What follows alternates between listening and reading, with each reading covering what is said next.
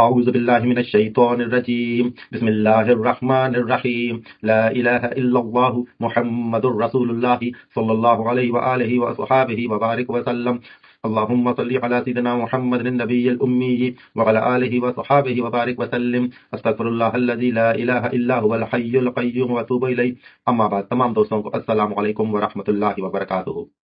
کوئی بھی علم جب حاصل کیا جاتا ہے تو اس کے لیے ضروری ہے کہ اس علم کی زبان پر مہارت حاصل کی جائے۔ جب تک اس علم کی زبان پر مہارت حاصل نہیں کی جاتی تب تک اس علم کو ہم صحیح طور پر کما حق اسے حاصل نہیں کر سکتے۔ سائنس کے علوم ہوں، آرٹس کے علوم ہوں یا انجینئرنگ کے علوم ہوں جو یونیورسٹی سے حاصل کیے جاتے ہیں، تو ان علوم کو سمجھنے سے پہلے ان کی جو زبان ہے اس کو سمجھنا بہت ضروری ہوتا ہے۔ پھر اس زبان کے حساب سے اگر آپ طبیعیات پڑھ رہے ہیں تو طبیعیات میں کون کون سے الفاظ استعمال ہوتے ہیں اور ان الفاظ کے کیا معنی ہوتے ہیں، کیا مفہوم ہوتے ہیں اور اس کی کیا تعریف ہوتی ہے اور وہ کس مقصد کے لیے استعمال ہوتا ہے وہ سمجھایا جاتا ہے۔ اس کے سمجھے بغیر ہم جو طبیعیات کے بنیادی تصورات ہیں ان کو سمجھ نہیں سکتے۔ اسی طریقے سے جب ہم اسلام کا مطالعہ کرتے ہیں، قرآن پاک کا مطالعہ کرتے ہیں، حدیث پاک کا مطالعہ کرتے ہیں، تو اس مطالعے میں یہ بات انتہائی بنیادی حیثیت کی حامل ہوتی ہے کہ جو لفظ استعمال کیا جا رہا ہے اور اس کے جو معنی ہے، اس کی جو تعریف ہے وہ اصل میں کیا ہے۔ اس میں آپ یہ سمجھ لیں کہ قرآن پاک نے خود بھی اپنے الفاظ کے معانی متعین کیے ہیں اور قرآن پاک کے الفاظ کے معانی ہمیں حدیث سے بھی معلوم ہوتے ہیں، لیکن اس میں یہ بات بہت بنیادی حیثیت کی حامل ہے کہ حدیث کی کوئی بھی جو معنی جو قرآن پاک کی کسی لفظ کی یا آیت کی معانی بیان کر رہی ہے وہ اس کی بنیادی معنی سے متصادم نہیں ہو سکتی، یعنی وہ اس کی معنی جو ہے وہ اس کی تشریح کر رہی ہوگی، لیکن اس طرح نہیں ہوگی قرآن پاک میں کہیں پہ ایک لفظ دن کے لیے استعمال ہوا ہو اور اگر حدیث میں وہ لفظ اس کی تشریح رات کی جائے تو یہ اس طرح نہیں ہو سکتا۔ اور ایک جگہ میں اگر قرآن پاک میں یہ بیان کیا گیا ہو کہ فلاں آدمی نے پانی پیا اور حدیث میں اس کی تشریح ہو رہی ہو کہ فلاں آدمی نے حقیقت میں پانی نہیں پیا تو یہ حدیث کی تشریح نہیں ہوگی۔ تو میرے بات کہنے کا مقصد یہ ہے کہ قرآن پاک کے علوم حاصل کرنے کے لیے یہ بات سمجھنا بہت ضروری ہے کہ ہم قرآن پاک سے جو علم حاصل کر رہے ہیں ان میں سب سے پہلے یہ چیز سمجھنا بہت ضروری ہے کہ جو اس کے الفاظ ہیں وہ قرآن پاک میں کن معانی میں استعمال ہوئے ہیں، کس مفہوم میں استعمال ہوئے ہیں، وہ خود قرآن پاک اس کی تشریح کرتا ہے، اس کو سمجھاتا ہے۔ اس کو تفسیر القرآن بالقرآن کہتے ہیں۔ اس کی میں آپ کو انتہائی سادہ سی مثال دیتا ہوں۔ جیسے قرآن پاک میں ایک لفظ استعمال ہوا ہے احسان، اب اس کی لغت میں بھی معانی موجود ہیں، اب اس کو ہم تفسیر القرآن بالقرآن کے ذریعے بھی اس کی معانی معلوم کر سکتے ہیں۔ حدیث میں احسان کے معنی جو بیان ہوئے ہیں کہ نماز اس طرح پڑھی جائے کہ مومن اللہ کا دیدار کر رہا ہے، اگر مومن اللہ کا دیدار نہیں کر رہا ہے تو اللہ تو اس کو دیکھ رہا ہے۔ تو یہ جو احسان کا مفہوم حدیث نے بیان کیا ہے تو اس طرح ہمیں قرآن پاک کی ایک لغت جو ہے وہ اس کی تعمیر ہوتی ہے، اس کی تعبیر ہوتی ہے، اس کی تعریف ہوتی ہے، ہمیں پتہ لگتا ہے کہ قرآن پاک کے فلاں لفظ کی قرآن پاک اور حدیث میں کیا معنی متعین ہے، اور اس میں ہم کوئی ایسی معنی نہیں پیش کر سکتے جو معنی دور از قیاس ہو اور وہ معنی بہت دور کی تعبیر ہو۔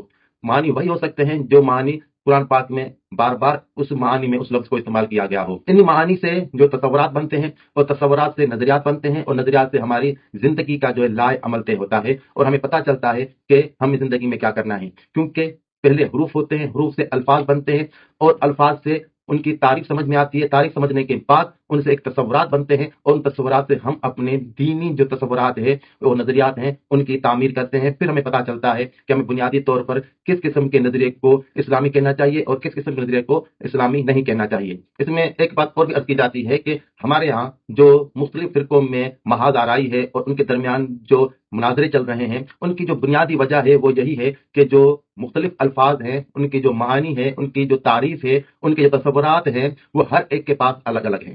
اگر ہم ان الفاظ، ان معنی، ان تصورات کو ایک جیسا کرنے میں کامیاب ہو جاتے ہیں پھر تو کوئی اختلاف نہیں رہتا، لیکن مختلف فرقوں میں جو اختلافات ہیں ان کی جو بنیادی وجہ ہے وہ یہ ہے کہ ہر ایک کے پاس جو دین کی بنیادی جو لغت ہے، اس کے جو الفاظ ہیں، ان کے جو معانی ہیں، ان کی جو تعریف اور تصورات ہیں، ہر ایک کے پاس الگ الگ ہیں، اور جو ان کے بنیاد میں بات تنازع بن رہی ہے وہ ان الفاظ کے استعمال پر بن رہی ہے۔ تو یہ میری گزارش ہے کہ جب ہم دین کے الفاظ کے معنی اور تصورات ایک جیسے کرنے میں کامیاب ہو جاتے ہیں تو پھر کوئی اختلاف نہیں رہتا، اور جب میں نے مختلف فرقوں کی گہرائی میں جا کے دیکھا تو مجھے ان میں کوئی زیادہ اختلاف نظر نہیں آیا۔ جو بھی اختلاف نظر آیا وہ لفظی بنیادوں پر ہے اور اس کا عملی زندگی سے کوئی واسطہ نہیں ہے، اور تقریباً تمام جو فرقے ہیں وہ ایک ہی جیسی بات کہتے ہیں، لیکن الفاظ جو ہیں الگ ہوتے ہیں، ان کے نزدیک معنی الگ ہوتے ہیں، اس وجہ سے اختلافات پیدا ہو جاتے ہیں۔ اب اسی طرح سے میں آپ کے سامنے ایک لفظ پیش کرتا ہوں جیسے قرآن پاک میں ہے وَتُعِزُّ مَن تَشَاءُ وَتُذِلُّ مَن تَشَاءُ، اللہ جس کو چاہے عزت دے، جس کو چاہے ذلت دے۔ تو اس میں جو لفظ استعمال ہوا ہے وَتُعِزُّ مَن تَشَاءُ، تشاء کی جو معنی کی جاتی ہے وہ یہ جو اللہ چاہے. تو ہم آج اس لفظ کی گہرائی میں جا کے دیکھتے ہیں اور سمجھنے کی کوشش کرتے ہیں کہ یہ جو ہم معنی کرتے ہیں کہ جو اللہ چاہے یغفر لمن یشاء ویعذب من یشاء، اللہ جس کو چاہے بخش دے، جس کو چاہے عذاب دے، تو اس کا حقیقی قرآنی مفہوم کیا ہے؟ عربی زبان میں ایک مادہ ہے شین یا حمزہ، اس سے شاء، یشاء، شیئن، مشیئتن جیسے الفاظ بنے ہیں. ہمارے ہاں عام طور پر اس کا ترجمہ چاہنا کیا جاتا ہے. یہی ترجمہ یا یوں کہیے کہ مشیت کا غیر واضح مفہوم ہے جو مسئلہ تقدیر کے ضمن میں بہت سی غلط فہمیوں کا موجب بن گیا ہے. اس لیے اسے اچھی طرح سے سمجھ لینا نہایت ضروری ہے. مشیت کے معنی ارادہ کرنے کے ہیں. متکلمین نے ارادہ اور مشیت میں کوئی فرق نہیں کیا، لیکن لغت کے اعتبار سے ان دونوں میں بہت فرق ہے. ارادہ تو فقط کسی بات کے چاہنے کو کہتے ہیں، اور جب اس ارادے کے مطابق وہ بات وجود میں آ جائے تو اسے مشیت کہا جاتا ہے. اس لیے شیء کسی ارادے کی وجود پذیر شکل کا نام ہے. جب ان الفاظ کو اللہ کی طرف منسوب کیا جائے تو ارادہ اور مشیت کے اس فرق کو ملحوظ رکھنا بہت ضروری ہے. اگرچہ عام استعمال میں دونوں کے معنی چاہنے کے لیے کیے جاتے ہیں. مثلا قرآن کریم میں ہے انما امرہ اذا اراد شیئا ان یقول له کن فیکون. خدا کا امر یہ ہے کہ جب وہ کسی شے کا ارادہ کرتا ہے تو اس سے کہتا ہے کہ ہو جا، اور وہ ہو جاتی ہے. یہاں سے واضح ہے کہ جب ارادہ خدا بندی فیکون وجود میں آ جانے کی شکل اختیار کر لیتا ہے تو اسے مشیت کہا جاتا ہے. اللہ کے تخلیقی پروگرام کے دو حصے ہیں، ایک عالم امر اور دوسرا عالم خلق. یہ ہمارا مشاہدہ ہے کہ اس دنیا کی ہر شے علت و معلول، کاز اینڈ ایفیکٹ کے سلسلے میں جڑی ہوئی ہے. لیکن جب ہم اس سلسلے کو پیچھے کی طرف لے جائیں تو ایک مقام ایسا ضرور آئے گا جہاں یہ سلسلہ ختم ہو جائے گا. وہاں یہ تسلیم کرنا پڑے گا کہ ایک معلول ایفیکٹ بغیر کسی سابقہ علت کاز کے ظہور میں آ گیا ہے. یہ وہ مقام ہے جہاں سے کائنات کا سلسلہ اللہ کی مرضی، منشا، ارادہ اور اس کی پوری خود مختاری سے شروع ہوتا ہے. اگر کوئی پوچھے کہ اللہ نے اس سلسلہ کائنات کو کیوں اور کس طرح بنایا تو اس کا جواب اس کے سوا کچھ نہیں دیا جا سکتا کہ اللہ نے اپنی مرضی سے جس طرح چاہا بنا دیا. اس مقام پر مشیت خداوندی ہمارے تصورات کے مطابق کسی قاعدے اور قانون کی پابندیوں میں جکڑی ہوئی نہیں ہوتی. یہ اللہ کا عالم امر ہے جہاں ہر شے اس کی اسکیم کے مطابق وجود میں آتی ہے، یعنی اس کی تخلیق کا آغاز ہوتا ہے اور اس کے لیے قوانین مقرر ہوتے ہیں. یہ سب اللہ کے اقتدار مطلق کی روح سے ہوتا ہے. یہی قوانین عالم خلق میں کار فرما ہے. اگر کوئی پوچھے کہ پانی نشیب کی طرف کیوں بہتا ہے، آگ حرارت کیوں پہنچاتی ہے، سنکھیا مہلک کیوں ہے، تو اس کے جواب میں اس کے سوا کچھ نہیں کہا جا سکے گا کہ اللہ کی مشیت ہی ایسی تھی. یعنی یہ سب کچھ ان قوانین کے مطابق ہوتا ہے جو مشیت خداوندی کی روح سے عالم امر میں مقرر ہوئے تھے.